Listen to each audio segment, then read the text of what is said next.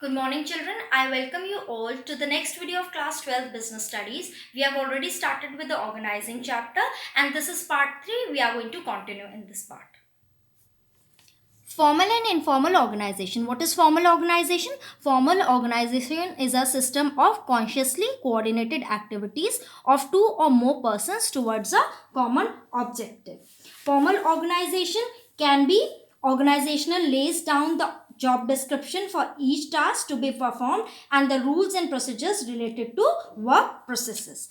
Then there are features. The first feature is means to achieve objectives. What does that mean? That formal organization provides rules and procedures related to specific tasks to be performed so that organizational objectives are achieved effectively. Then states boundaries of authority and responsibility. Formal organization specifies the relationship among job positions and nature of their interrelated relationships. Then third is coordinates activities. That is, formal organization systematically coordinates, interlinks and integrates the efforts of various departments. Then facilitates smooth functioning. The rules and regulation guide each employee in the organization to facilitate smooth functioning. Then next is emphasis on work process. That is, formal organization emphasizes on work to be performed rather than interpersonal relationships among employees. Then we move ahead to the advantages. What are its advantages? First is easy to fix responsibility. The clearly defined mutual relationship makes it easier to fix the responsibility. Now, second is no ambiguity in instruction. It assigns specific responsibilities to each member. This minimizes and avoids duplication of efforts. Then third, it maintains unity of command. The well-established relationships through chain of command enable to maintain unity of direction. Then focus on organizational goals. What does that mean? That predefined framework for the operations ensures that each member work towards achievement of the organizational goals. Then fifth is it's provide stability. Means behavior of each employee is guided by the rules and regulations. This provides stability to the organization. Still, there are some limitations of this organization. What are the limitations? First is procedural delays. How come? The decision making in formal organization needs to follow the chain of command, which may take longer time to decide and which may lead to delays also. Second, there is no recognition for creativity. The employees are required to follow the predetermined rules and procedures without any deviation. This makes employees just and restricts them to use their creativity. Next is no understanding of human relationships. What does that mean? That formal organization fails to understand human relationships as its main focus is on work process as compared to interpersonal relationship. Now we move on to informal organization. What is informal organization?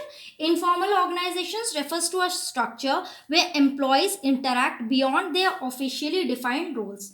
Informal organization can be defined as a network of social relationship among the employees.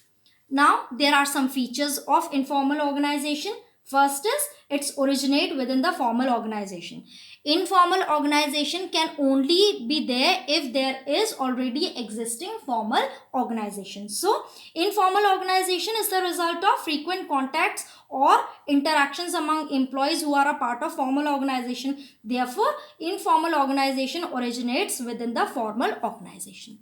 Second, no official standards of behavior. Means informal organization involves formation of groups among employees who frequently contact as part of formal relationship. Since the groups are formed because of common interest, so the standard of behavior evolved from group norms. Next is independent channel of communication. Informal organization is not defined by the rules of communication. The information flows among the group members without any specified direction or line of communication. Next, no formal structure. What does that mean? That informal organization does not follow any organizational structure. It is self-created by the group of the people who emerges spontaneously. Then are the advantages. There are some advantages. What are the advantages? First, quick communication, faster feedback. In comparison comparison to formal organization, there is quick communication in informal organization. In the absence of formal or predefined lines of communication, the information is transferred faster.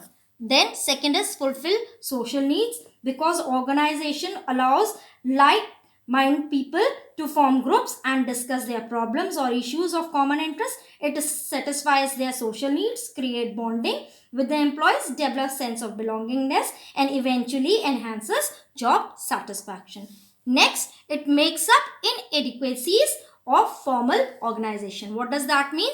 That formal organization helps management to overcome the inadequacies of formal organization, helps them to receive feedbacks on policies and procedures through informal network. Then comes the limitations. What are the limitations? Limitations are disrupts the formal setups. What does that mean? The informal organization may spread rumors or leak confidential information.